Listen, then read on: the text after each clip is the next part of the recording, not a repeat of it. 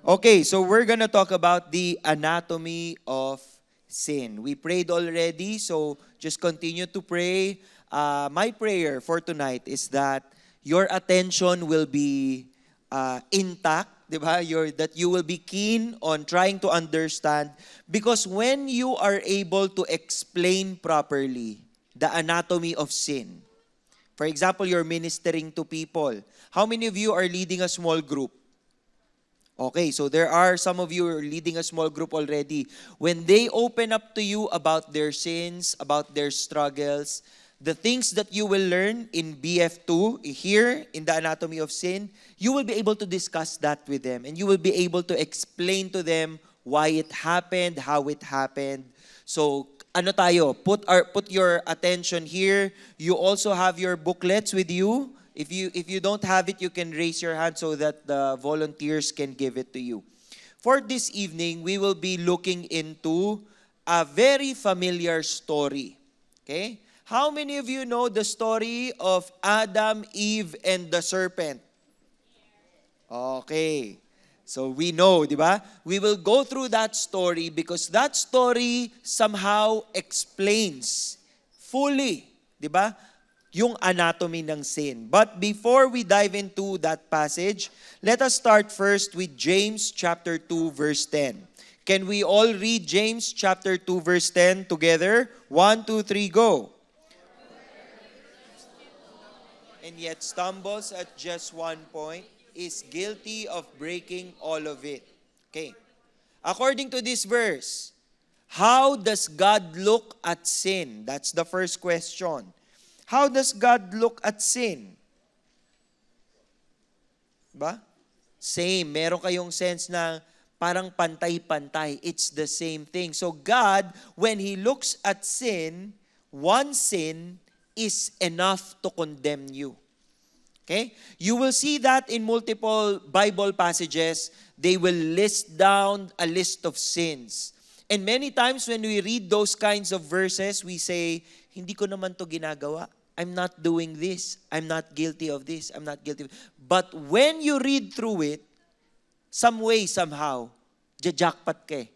Meron kang nagawang isa eh. Di ba? And the standard is, if you have stumbled at one point, you're guilty of breaking everything already. That's how strict the law is. And why is that the level of strictness? Because our God is a holy God.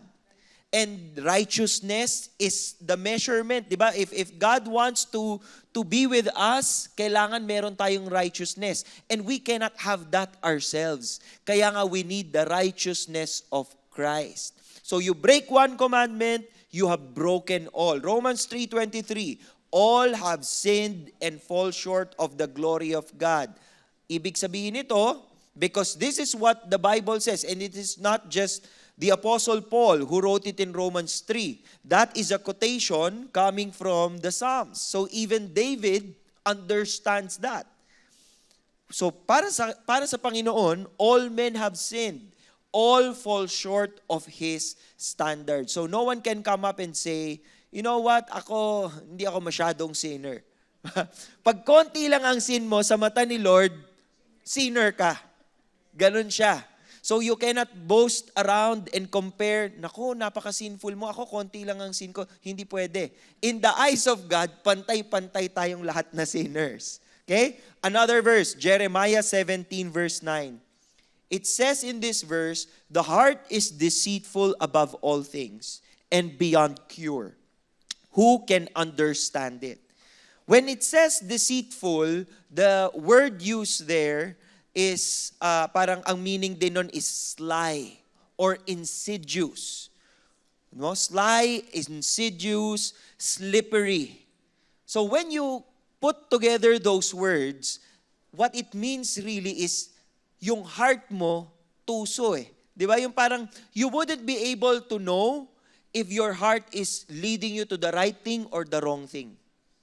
Kaya yung iba nga gusto pa dalawa ang puso eh. Di ba? Yung puso nga daw is deceitful, gusto mo pa dalawa pa.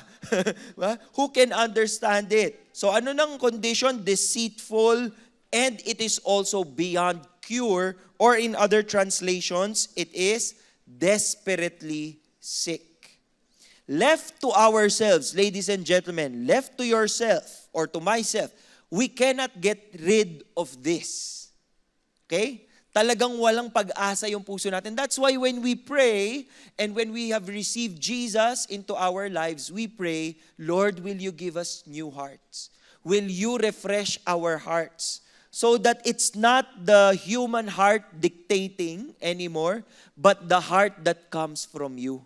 Yun yung prayer, yun yung desire natin. So, let's look at Genesis chapter 3.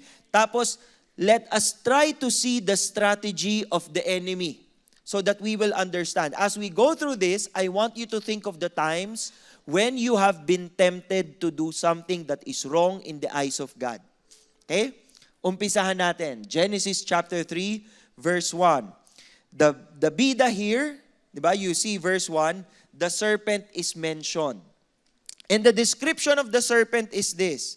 Now the serpent was more crafty than any of the wild animals the Lord God had made. So this serpent started talking. Did God really say, he said to the woman, did God really say, you must not eat from any tree in the garden? So maybe some of you are asking, why can the serpent talk? Ba, ngayon naman, meron bang nagsasalitang gano'n na lang yung sinasabi nila, di ba? Kasi masyado na siyang maraming sinabi sa Genesis 3. Sinarado na yung ano niya. Ganyan na lang siya. Oh.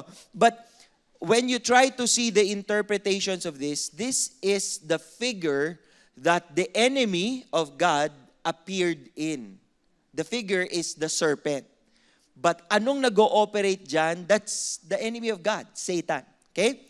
So he was crafty. And he said to the woman, nag-cast siya ng doubt. Nakikita nyo? Sinabi ba talaga ni God? Yun yung ibig sabihin ng, did God really say, you must not eat from any tree in the garden? Let's read muna. The woman said to the serpent, ano sabi ng woman? We may eat fruit from the trees in the garden, but God did say, you must not eat fruit from the tree that is in the middle of the garden, and you must not touch it, or you will die. Dito pa lang, meron ng clue. Anong clue? Anong clue natin? When Eve said what was not allowed to do, she added something to it. Natatandaan ninyo ano sinabi ni God? You must not eat from the tree of the knowledge of good and evil. Pero dito, ang sabi niya, you must not eat from the tree that is in the middle of the garden, and you must not touch it, or you will die. Wala actually sinabi si Lord na bawal hawakan yon. Ang pinagbawal ni Lord, bawal niyong kainin. But syempre, if you are not going to eat it, why hold it? Diba? But then, ganitong explanation ni Eve, it opened up a privilege for the enemy to say something. What did he say? You will not certainly die. For God knows that when you eat from it, your eyes will be opened and you will be like God, knowing good and evil. So, may temptation na. What was the temptation that you see there? Ano yung open your eyes? Open your eyes. Your eyes are open. You will open your eyes and then you will be like God. And that is really what the fruit of the tree of the knowledge of good. Ang haba ng pangalan ng tree. Sa Tagalog, Nara. Joke lang. Fruit of the tree of the knowledge of good and evil. Okay? That's the title of the tree. Ang sinasabi ng serpent, pag kinain mo to, you will be like God. You will know good and evil. Can you imagine the world that God designed is for mankind not to know any evil? Yun ang design niya. But because you give in to the tree of the knowledge of good and evil, you don't just know what is good, you also know what's evil. Diba? So the woman saw that the fruit of the tree was good for food, pleasing to the eye, desirable for gaining wisdom. So she took some and ate it. She also gave some to her husband who was with her, and he ate it. So apparently, this whole time, you can just imagine, during the conversation, maybe it's just Eve and the serpent. But when you see there, the husband was with her, ibig sabihin, he was there. He was seeing all these things happening. And when she offered the fruit, anong ginawa ng husband? Kinain din. Hindi sinabi, bitawan mo yan. Kung ako yung husband, ba't mo kinakausap yung ahas? Di ba? Pero naniwala din siya. Oh, let's move forward. What happened to them? The eyes of both of them were opened, and they realized they were naked. So they sewed fig leaves together and made coverings for themselves. Then the man and his wife heard the sound of the Lord God as he was walking in the garden in the cool of day, and they hid from the Lord God among the trees. Nagtago sila. So God asked, where are you? Do you think God knows where they are? Siyempre, si God siya eh. So why would He ask, where are you? You see, in this kind of context, you are already seeing God wants accountability. I know what you did, but what did you do? You see that? Because if a person tells you what he did wrong or what she did wrong, you know that this person is taking accountability, owning his or her mistake. Kaya di ba kapag meron pong nagkasala sa inyo at humingi ng sorry, sasabihin sa inyo, sorry, bakit ka nagsasorry? You want to hear from the person, what did you do wrong? What are you sorry about? Okay? So God was asking, where are you? And then, in verse 10, He answered, I heard you in the garden, and I was afraid because I was naked, so I hid. God asked him, who told you that you were naked? And God was asking this very specifically. Have you eaten from the tree that I commanded you not to eat from? Do you know? Do you think God knows that they ate from the tree? Yes. But again, why is God asking? Because He wants to see accountability. Di ba? Oh, the man said, look at the accountability of the man. Ito mga men, this is our sickness. Anong ginawa nung lalaki? The man said, the woman you put here with me, she gave me some fruit from the tree and I ate it. Was he wrong? Oh, nako, na-split na kayo. He was not wrong. That's what happened. The woman gave him the fruit. So he was right to say that. But God was looking for accountability. You remember the times when you sin, and then when somebody rebukes you, you make all kinds of palusot? Di ba? Or you blame different people. Si ganito kasi, inimbita ko eh. Ito kasi sabi, uminom daw kami. Ito kasi, ganito, ganyan eh. And you don't want to take full accountability of what you've done. Sinong guilty dyan? O konti lang tayo ah. Marami kasi mabait na dito. So, let's see what happened. Then the Lord God said to the woman, what is this you have done? You see, so Adam blamed Eve, so God asked Eve, Eve, ano tong ginawa mo? Look at what Eve did. Napakagaling ni Eve. The serpent deceived me, and I ate. Was it true that the serpent deceived her? Yes, of course. But the responsibility, the action to eat, that was entirely on her. Because people can deceive you, pero pwede kang wag kumagat. Di ba? Di ba? People can tempt you. Naku, get angry. And so the temptation is there, but you're not taking action. So wala kang accountability. But when you take the action, kasali ka sa fault. You understand that? Okay, so let's now look at Satan's strategy. Okay? In verse 1, we immediately see the methods that the devil used to lure us into his trap.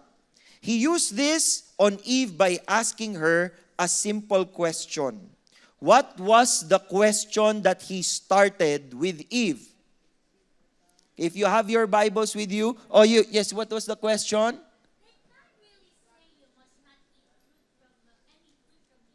Okay. Diba?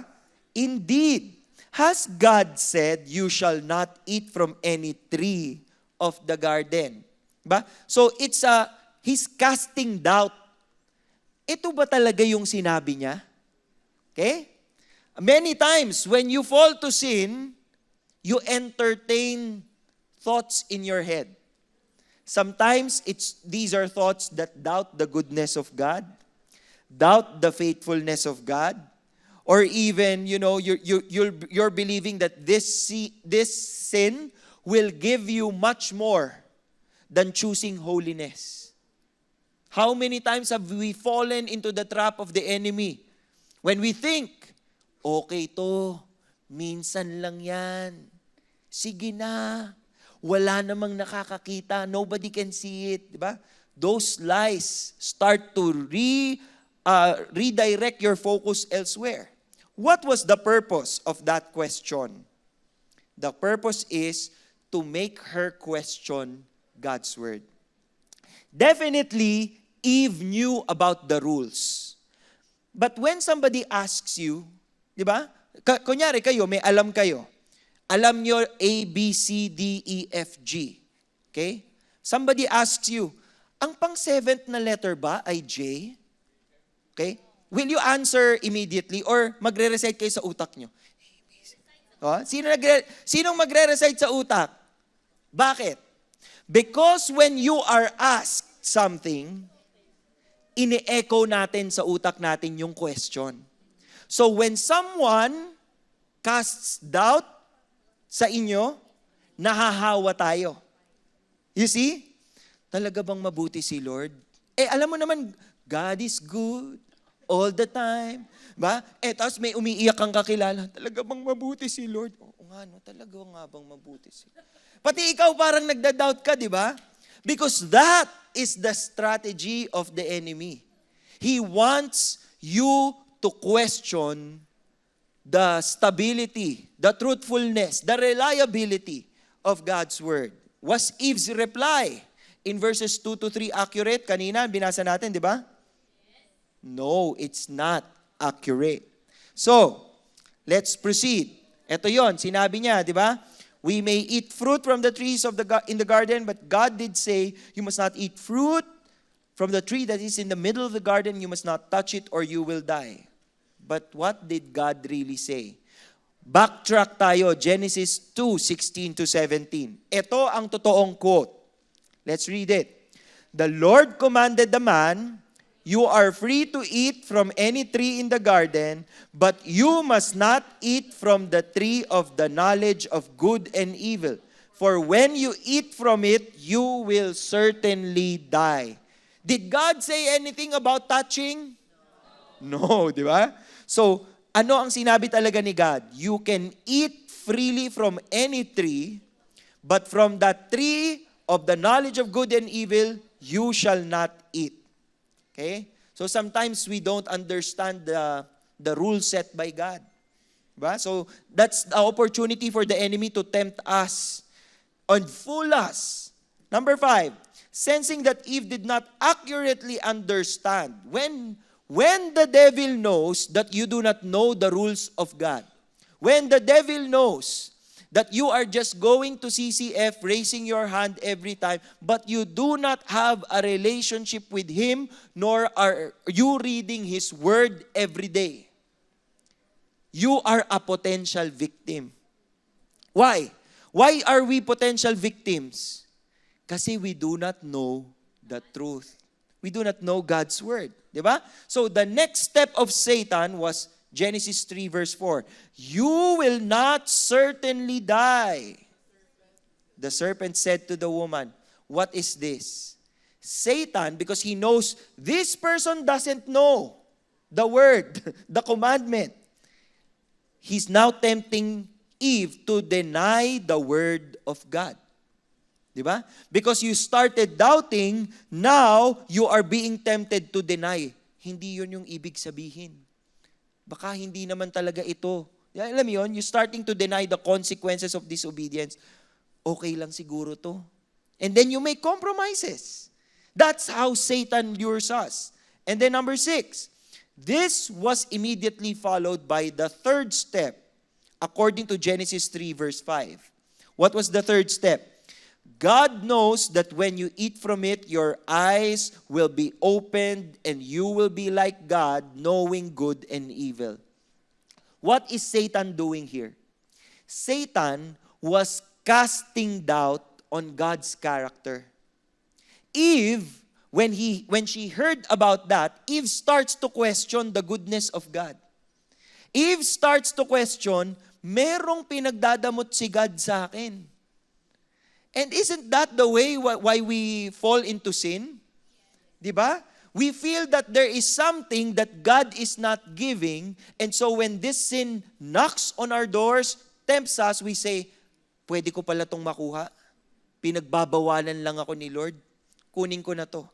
That's how we are lied to, and we doubt the goodness of God. What makes us vulnerable to temptation? Okay? Let us see. The tree was good for food. It was a delight to the eyes. That's what Eve saw. When she looked at the tree, at maraming trees in the Garden of Eden, marami siyang choice. Pwede siyang magmelon, pwede siyang magpapaya, pwede siyang magbanana, magmango, magcherry. Cherry? Ano ba mga prutas? Grapes.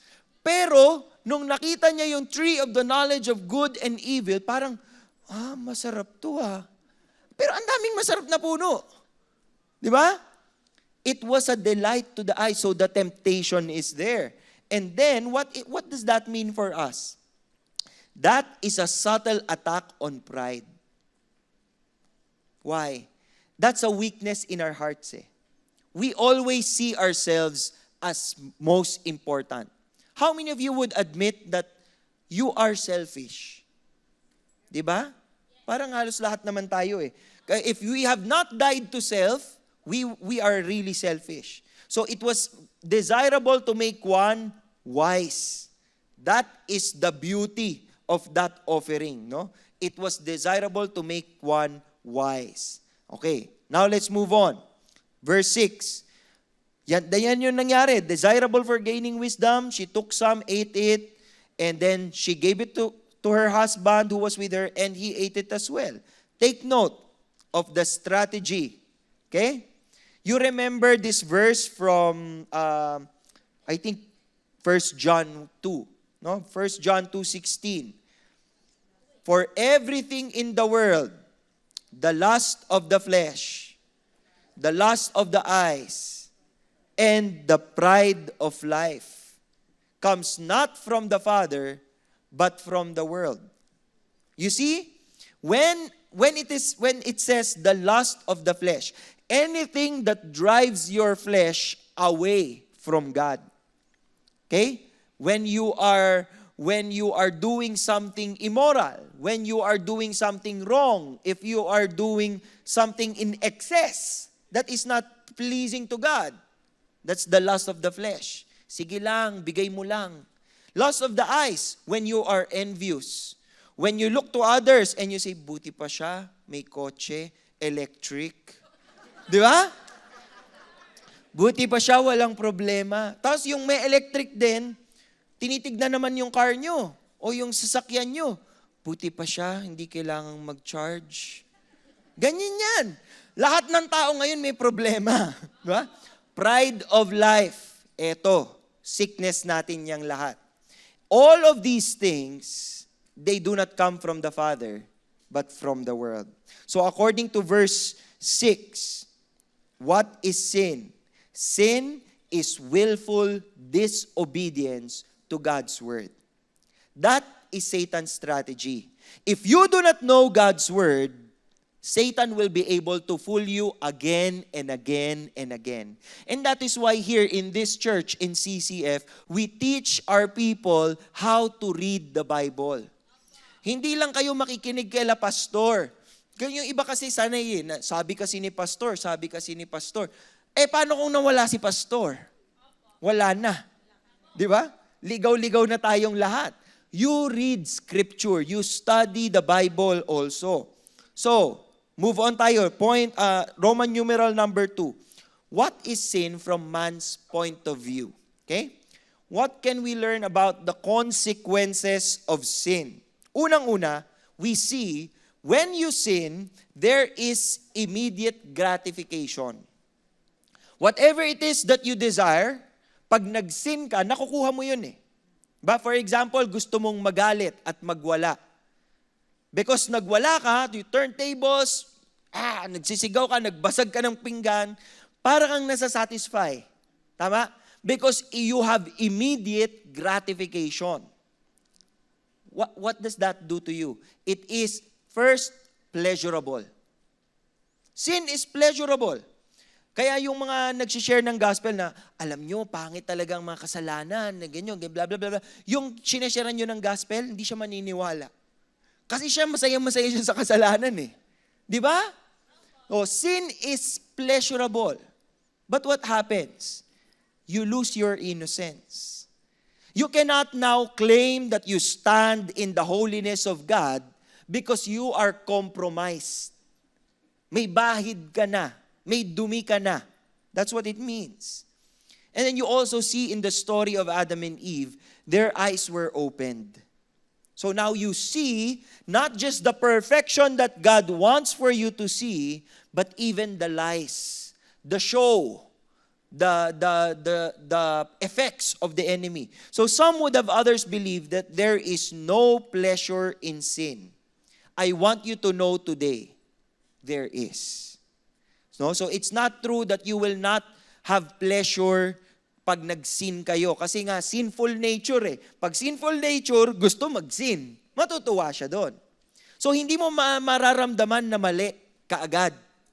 Because ginusto mo yung bagay na yon. You wanted to do it, and so you're enjoying it at the moment. How many of you have colorful pasts? Like kunyari, nag-inom kayo before, sugal-sugal, yan, di ba? Or di kaya yung mga, wag na kayong magtaas ng kamay para hindi magulat yung mga ka-seatmate nyo. But those of you who lived a life of immorality, if you will remember those times when you were compromising, parang you will not be affected at all eh.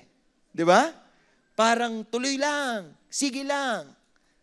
But the consequences come up. Okay? Let's see. Genesis 3:7-8. The eyes of both of them were opened. They realized they were naked. Kaya nagtakip sila. They made their own clothes, and that's the first mention of human beings wearing something. So before Genesis 3 verses 7, 8 onwards, wala tayong pake kahit wala tayong damit. Hindi natin nakikita that is na nakahubad tayo. Ganun yun. Kasi walang mali siya. Nare-realize nyo yung context ng story? Walang mali siya eh. Kahit nagkakita-kitaan tayo dito, wala tayong mali siya. Hindi tayo bastos. Malinis yung tingin natin. But when they started sinning, they realized may kailangan akong itago. Meron akong kailangang pagtakpan. That's it. What is the second principle that we see here? There are consequences. You have an immediate gratification, yes, but also when you sin, there is an immediate sense of guilt and shame. Especially if you go to church and you're still sinning. Di ba? Pag kayo nagsisimba, nakakakinig ng mga preaching, sinisigawan kayo nila Pastor Bong, or ni Pastor Paul, naninigaw din, di ba? Nagsisigawan kami sa stage, tapos nag-sin kayo ng week na yon, parang nagigilty kayo eh, di ba? When you have the right relationship with God, like you're reading your Bible every day, when you sin, you feel the immediate sense of guilt. Like, Lord, nako, kakahiya, why did I do that? That is shame. Okay? How do we instinctively react when we sin? According to verses 7-13. Based on that imagery, what do you see? We try to solve our problem our own ways. So see, Adam and Eve, the problem is we're naked. We're ashamed. Gawa tayo ng paraan. Gawa tayo ng damit. We are ashamed. Nahihiya tayo when we sin. And then, when God confronted them, as you see, verses 11 to 13, when we are confronted because of our sins, we blame everyone but ourselves. We do not assume responsibility. Lagi tayong merong sisisihin. Si ganito kasi. Si ganyan kasi. Diba? Why is the anatomy of sin like that? So that you don't take ownership of your mistake. Bakit natin gustong isisi sa iba? Because when we continue doing that sin, para hindi mabigat, lilipat natin sa iba yung fault. For example, I hear this example like for sa mga mag-asawa. Okay? Kapag kunyari si guy, si man of the marriage has fallen into pornography or has fallen into adultery. When you talk to the guy would say, si Mrs. kasi. Nakikita nyo? Nandun yung sisi. O, bakit naman naging kasalanan niya? Hindi kasi kami close eh. Hindi kasi niya ako love eh. Pero sino nagkasala? Siya ba? O ikaw? Di ba? Di ba? Ganun yun eh. So women. Sa women din. Kunyari, alam nyong bawal ang chismis. Bawal ang gossip. Tapos sasabihin nyo, si ganito kasi, chinika sa akin eh. Pwede sanang natapos yung chika sa'yo. Di ba? Kunyari, may chinika sa'yo. Alam mo ba si ganito? Di ba? Wala ka nang sinabi. Naganto, talaga? Alam mo, nakwento sa akin ni ganito. Pag-pray natin si sis. Ito naman hindi nang galing sa akin, ha? Pero pag-pray mo lang. Kasi ayoko ng gossip eh. Pero parang ganito ang nangyari. Nakikita nyo? Di ba? Sinabi ng wag nang gawin. Sinabi ng tigil na dyan. Tapos pag sinabi, bakit na nakikipag-chismisan? Hindi ako nagsichismis. Hindi, nagpe-pray kami. We have to assume responsibility when we do our sins. Okay? And that's what God wanted to do. That's why God kept on asking them. That's why God kept confronting them eh. Kasi if you do not acknowledge your sin, how can you say you are repenting of your sin? Kung ayaw mo siyang aminin. Kung ayaw mo siyang i-admit. Ephesians 2:8-9. It is by grace you have been saved through faith. And this is not of yourselves. It is the gift of God. Not by works, so that no one can boast. We have to remember this. Okay? By grace lang. How many of you are sinners? Taas kamay. So imagine that, lahat tayo dito nag-aaral ng Bible. Ako nga nagtuturo ng Bible eh. Di ba? But all of us are sinners. Saved by grace. You have to see yourself like that. Kasi kapag hindi mo tiningnan yung sarili mo na you are saved by grace, you will always think it's your righteousness. It's your effort. It's your ability to fight against the temptation. No. We fight by the grace of God alone. Di ba? So, ano pang makikita natin? Man's point of view. Titus 3, verse 5. He saved us not because of the righteous things we had done, but because of His mercy. So no one can claim, I attended GLC. I am in Biblical Foundation, BF2 na ako. Complete attendance ako. You cannot claim that because you're doing righteous things, okay ka na.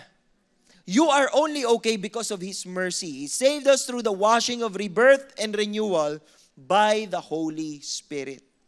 And that's something that Adam and Eve were not able to understand.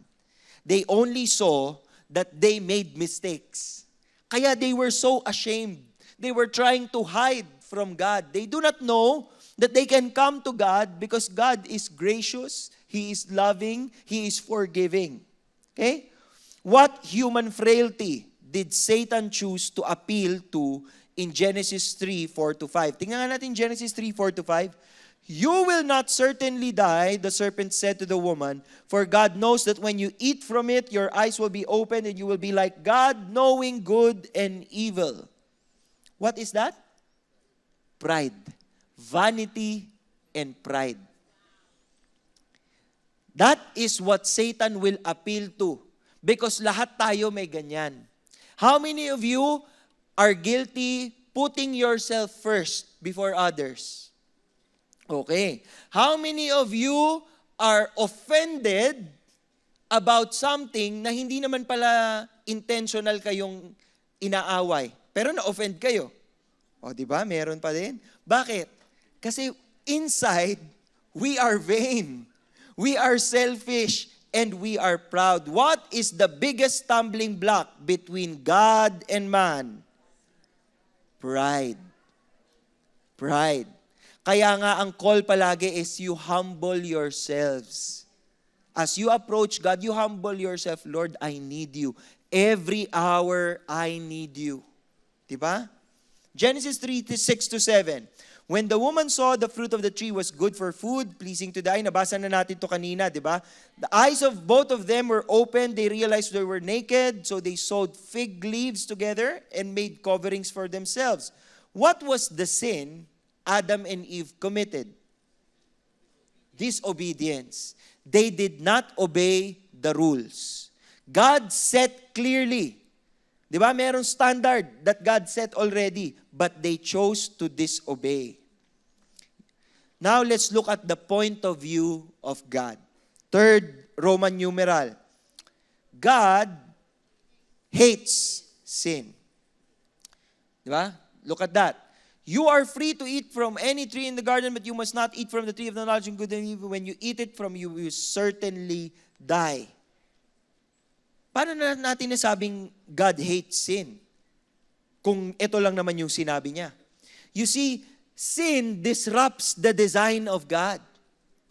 When He says here, when you eat from it, you will certainly die. The intention of God was for Adam and Eve to live and thrive. But when they fall into sin, meron na silang death sentence. Ibig sabihin, yung eternal life, wala na sa kanila. They will one day die. That was not what God planned eh. Kaya He hates sin. He doesn't want any bit of sin in us. One sin cuts us off from fellowship with God.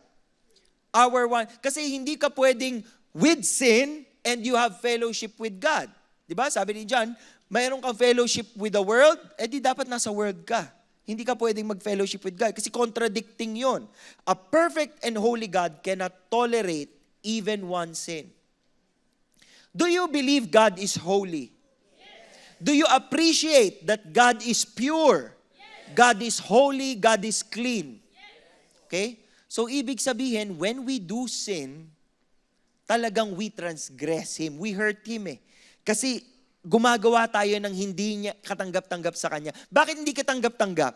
Some people would say, bakit naman ganyan si God? He made mankind to have their own mind. Diba? Bakit naman siya magte-take offense kapag nadapa tayo sa kasalanan? You know why?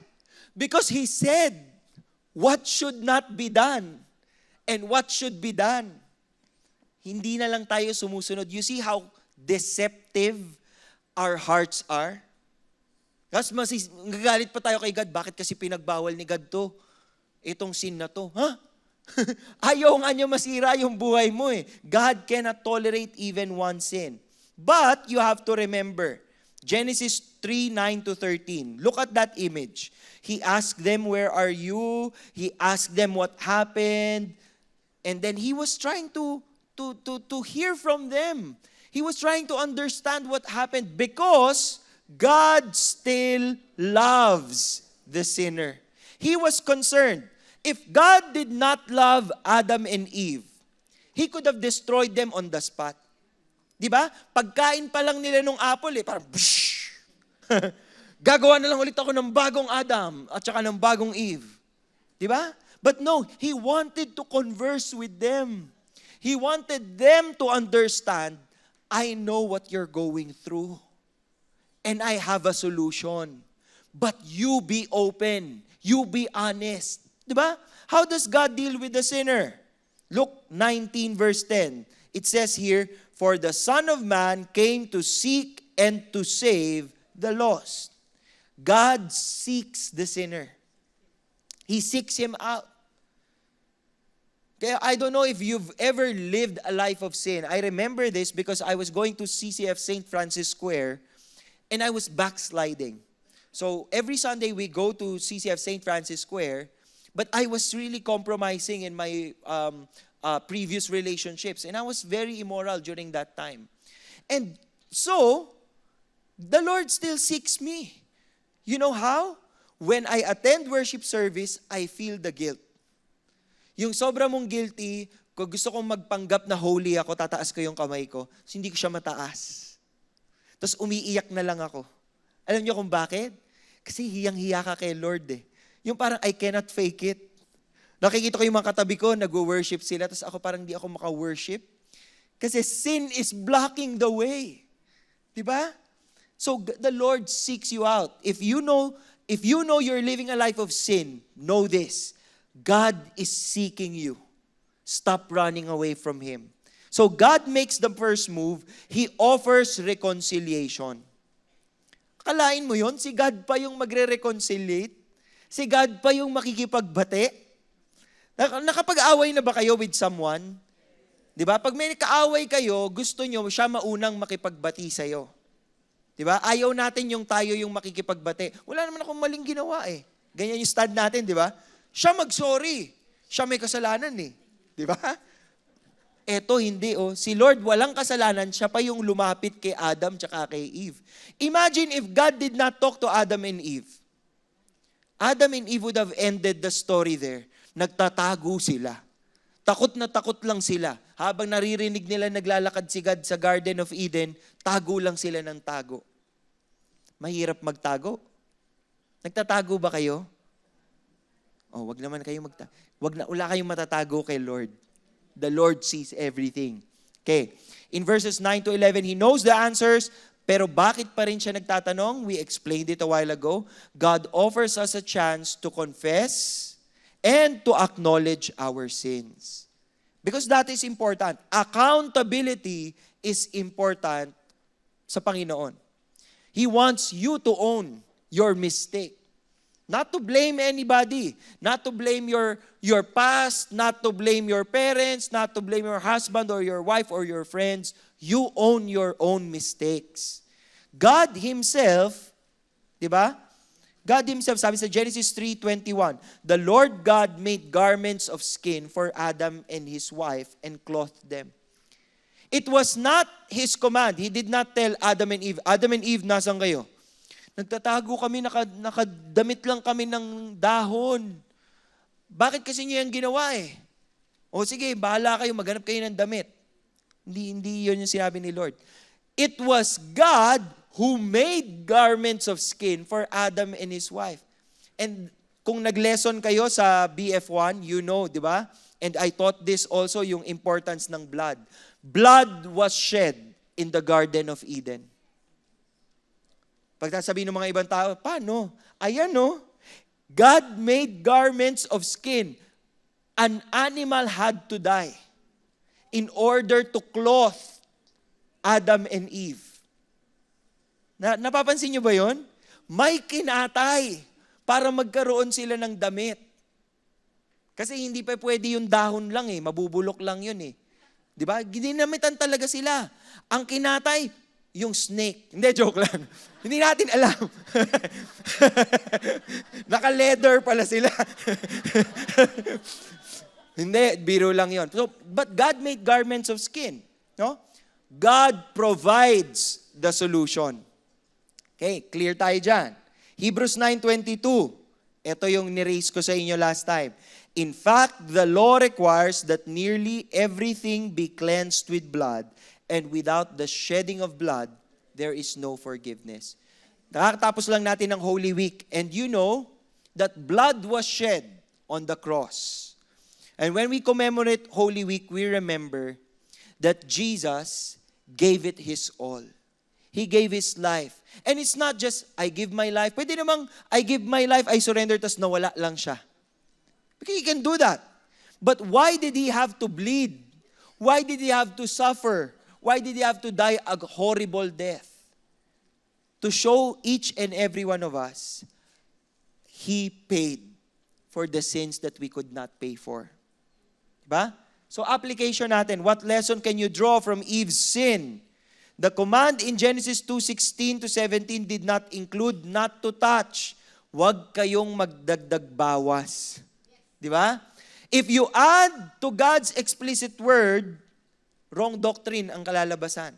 So when some people say, to be forgiven or to do this, to do that, kailangan sundin itong tradition na to. If it's not in the Bible, why would we have to follow it? Di ba? You must know God's revealed word. The devil will do everything to confuse you or stop you from studying the Bible. How do you react to temptation? Eve's response was to go near the forbidden tree. Lumapit Oh, lumapit ka. Di ba? Yun eh. Pag lumapit pa kayo, kaya tukso, layuan mo ako. Hindi lalayo sa'yo yan. Ikaw ang lumayo. Di ba? Ikaw ang lumayo. Genesis 3:2-3, sabi niya, you must not eat or you must not touch it or you will die. Mali. Nag-imbento si Eve. Di ba? And that's why she fell into the trap of the enemy. What is God's solution? Let's try to understand. This is many, many years after Adam and Eve. And we go to Genesis 39. And the bida in the story is a character named Joseph. And you see that Joseph did this. When she was with Potiphar's wife, and Potiphar wanted to lay with him, and Joseph did not want to sin against Potiphar, and did not want to sin against God, what did he do? He left his cloak in her hand and ran out of the house. You have to flee.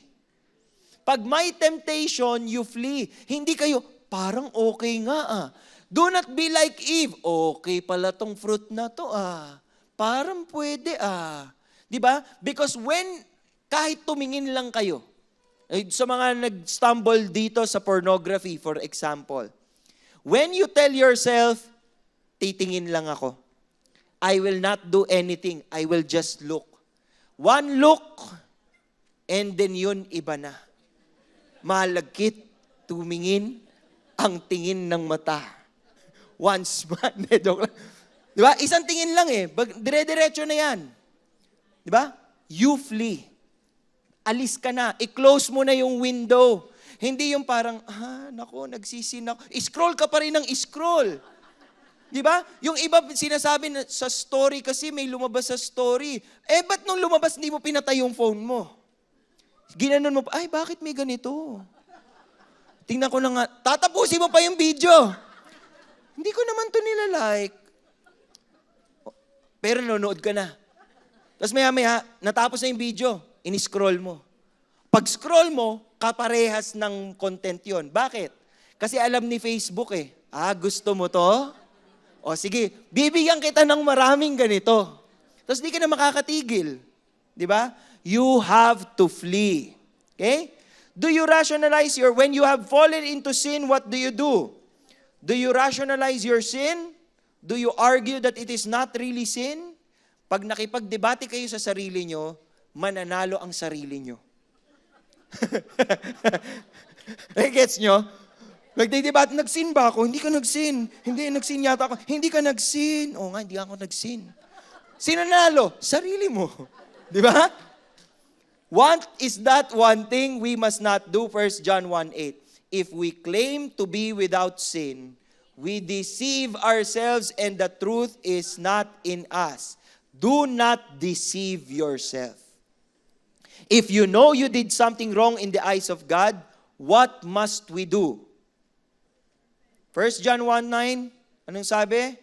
If we confess our sin, He is faithful and just and will forgive us our sins and purify us from all unrighteousness. We must confess our sin to God.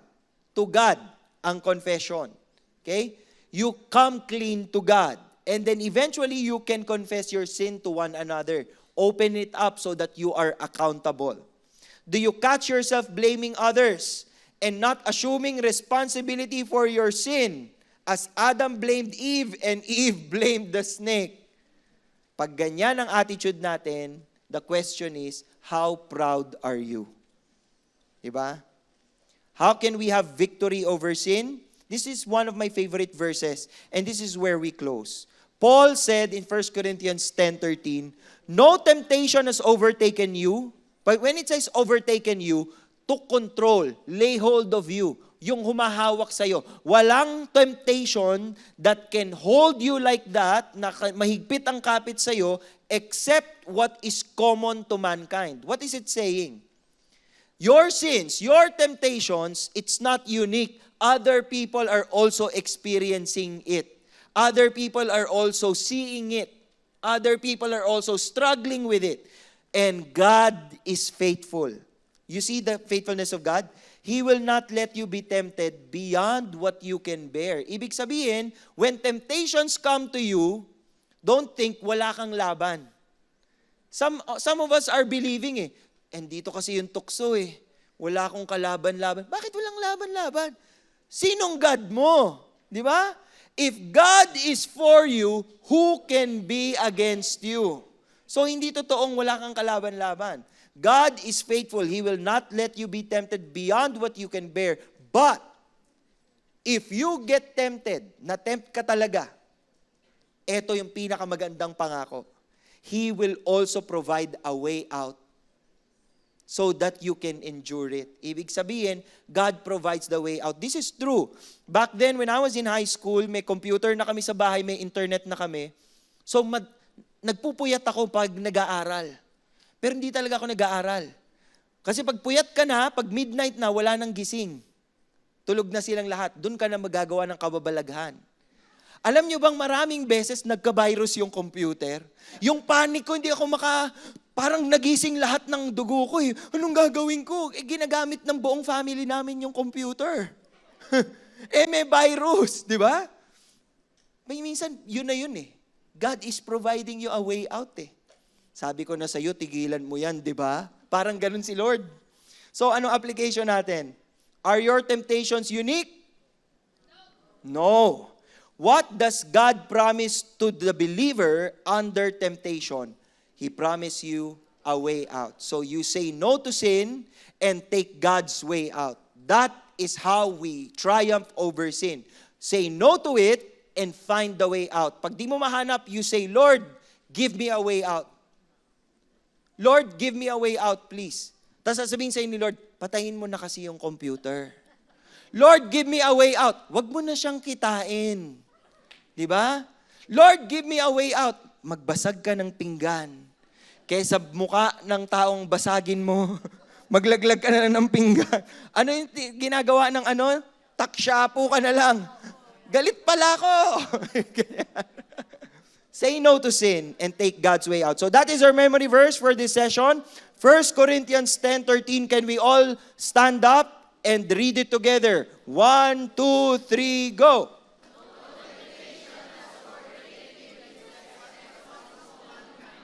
And God is faithful. He will not let you be tempted beyond what you can bear.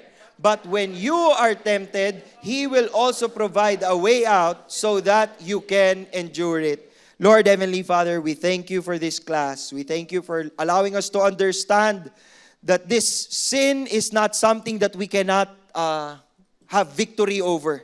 Because you have already given us your word, your presence, your power. We can win over sin. But we pray, Lord, that you give us the strength. The strength to say no to our flesh. The strength to flee when temptations come. And the strength, Lord God, to trust in you. That your will is always good, pleasing, and perfect.